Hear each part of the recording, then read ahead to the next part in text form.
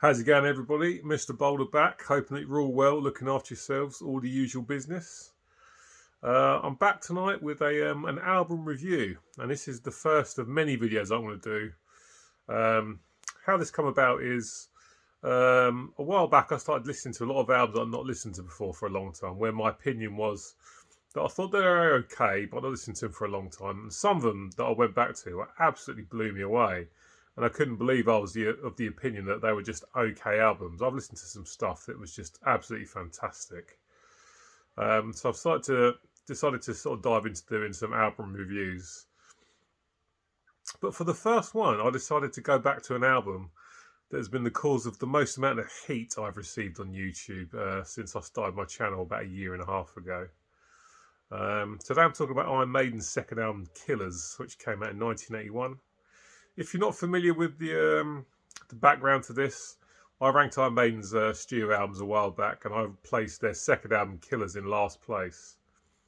Now, some people got in touch and said to me, yeah, totally agree, don't get what all the fuss is about. Some people got in touch and disagreed respectfully, and some people were not happy in the slightest. Yeah, I had quite a few comments about this. People were not happy. So for this whole retrospective reviews, I decided to listen to this one first and go back to it. It's like, is it better than I remember it being, or do I still have the same opinion? So let's get into it. So Killers is Maiden's second studio album from 1981. First one is to feature Adrian Smith on guitar, and the last one to feature Paul Di'Anno on vocals and the late great Clive Burr on the drums. So let's get into it. Killers. So first track is just the instrumental, The Ides of March. That's pretty cool. Nothing wrong with that at all. Then we get into the first track, Rothschild, which is a superb song. And I said this during the Iron Maiden album ranking video. I didn't hate on the entire album. I did say at the time that Rothschild is a fantastic song. Really, really enjoy it. Love the bass and the drums intro. Great vocals from Paul Di'Anno. I really enjoy the chorus. Chorus is really catchy, easy to sing along to. Fantastic song. Great way to kick off the album proper. Then up next is Murders in the Rue Morgue, another fantastic song that I really, really love and always have done. I like the clean guitar intro. Great chorus. I love the way that Paul Di'Anno's vocal patterns follow the guitar riff. Another great song. Always love those first two songs. And then you get to Another Life, which is one of the first songs of the songs that I wasn't too keen on. And I can't believe I was of the opinion that it wasn't very good after I've been listening back to this. I've listened to this album about 10 to 12 times over the last sort of 10 days. And Another Life is a song I just absolutely love now. It's brilliant. Sounds like Lars Ulrich nicked the drum intro for Motor Breath on Metallica's Kill 'Em All. I love Clive Burr's drum intro on this. Fantastic sounding stuff. Some very Thin Lizzy-esque guitar harmony going on with the riffing, which I really, really enjoy as well. And it's just a fantastic song. Great song. Really, really love this song now. Really wasn't fussed by it before, but I've completely changed my opinion on it. Up next is the instrumental Genghis Khan, which is absolutely fine. I like some of the time changes in that, and some of the riffing's really good. The drum patterns changing. Yeah, really, really enjoying that song now. Genghis Khan instrumental, fantastic stuff. Then you've got Innocent Exile, and to be honest, I'm still not really bothered about that song. That one doesn't really do much for me. Nothing massively wrong with it. Some nice guitar riffing in there. But on the whole, it's a bit of an album filler for me. Still don't have too much time for that song, but nothing really bad about it. Side 2 kicks off the title track, another one of the songs which I've always loved. Great chorus, very, very catchy. Love the bass intro. Steve Harris is playing on this album, unsurprisingly, is superb, as his playing is on all of their albums. Title track's great, love the chorus, really, really good stuff. Then you get to Prodigal Son, which is about 6.5 minutes long. It's an okay song. I really like what they're doing with the acoustic guitar in that. You don't hear a lot of acoustic guitar in Maiden stuff, but I really do enjoy the sound of the acoustic guitar on this. The song on the whole is okay. Doesn't set my world on fire, but I certainly don't dislike it at the same time. And out next we have Purgatory, which is to be honest, is just a punk song basically. You could stick that song in any punk compilation album and it would sit amongst the rest of the songs absolutely fine.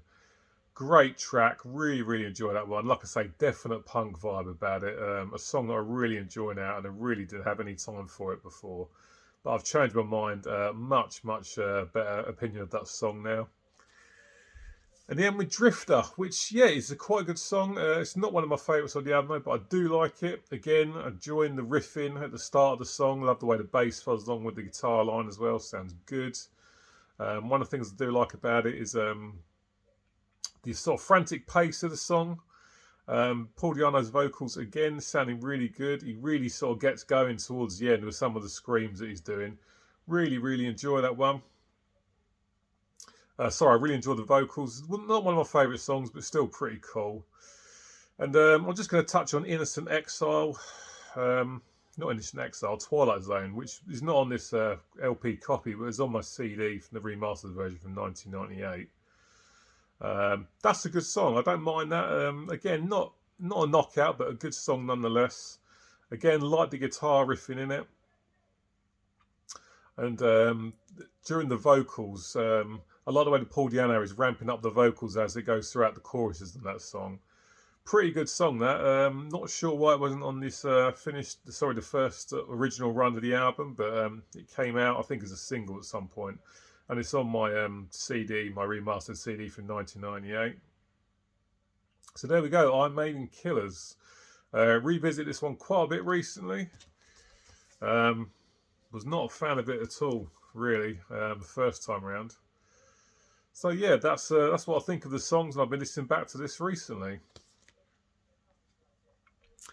So, have I changed my opinion on Iron Maiden's second album, Killers, from 1981?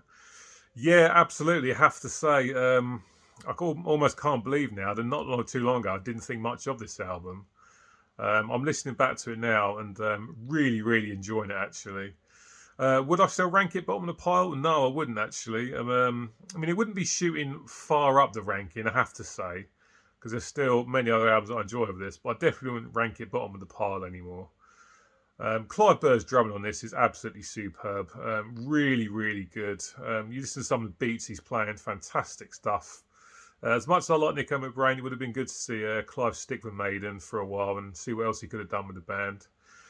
Adrian Smith slotting in very nicely alongside Dave Murray. Some lovely harmonised, like I say, Thin Lizzy-esque guitar riffing, soloing on this album is really good as well. Obviously, Steve Harris is superb. And actually, Paul Di'Anno's vocals, I actually do quite like, actually. He's always been my least favourite Maiden vocalist, but listening back to some of his vocals on this, I've been a bit harsh on him, I think, in the past. I really do quite enjoy some of the vocals on this now. In fact, I really do quite enjoy quite a lot of the vocals on it. He sounds pretty good, has to be said. So yeah, to sum up, I really do quite like this album now, it has to be said. It's one of those cases of, you know, sometimes repeated listens reap rewards, and I really am enjoying this album now. And when I first went into this 2 weeks ago, I wasn't thinking to myself, I'm going to really end up liking this album by the end of this. I might like it a bit more than I used to, but I don't think things would have changed that much. But I have to say, very different opinion. Really am enjoying this one now. So yeah, there we go. Iron Maiden's Killers. Before, when I did my album ranking, I probably would have given this about 4 out of 10. Now I'm thinking it's a 7 out of 10, maybe even an 8. It's really sort of grown on me that much. Yeah, has to be said. I really do quite like this album now. So there we go, guys. That's my retrospective review of Iron Maiden's Killers. There's going to be many more of these albums coming, these videos coming, I should say, about albums that I've not listened to for ages, like I said earlier, and then all of a sudden I listen to them now when I thought they were okay, and now I'm thinking that they're absolutely brilliant. I'm also going to do some other albums that are quite controversial and disliked by many people. Off the top of my head, Guns N' Roses' Chinese Democracy. Probably do a one on Metallica's St. Anger. And they're going to be like this, not going to be very long videos, sort of 10-15 minutes at the very most. But I thought it'd be a good idea for a series to run throughout the channel. Not going to necessarily do one every week, maybe every 2-3 weeks, whatever. So yeah, there we go. That is it for today's video, guys. Cheers for watching. If you watched to the end, let me know what you think about this video. Get in touch. Let's chat in the comments section. Please like this video if you liked it, and please subscribe to the channel if you haven't done already. I'll be back on Sunday with a response video. I'm not going to say what it is yet, but I shall be back then. Until then, take care of yourselves. See you soon, and I'll catch you later. Goodbye. See you, guys.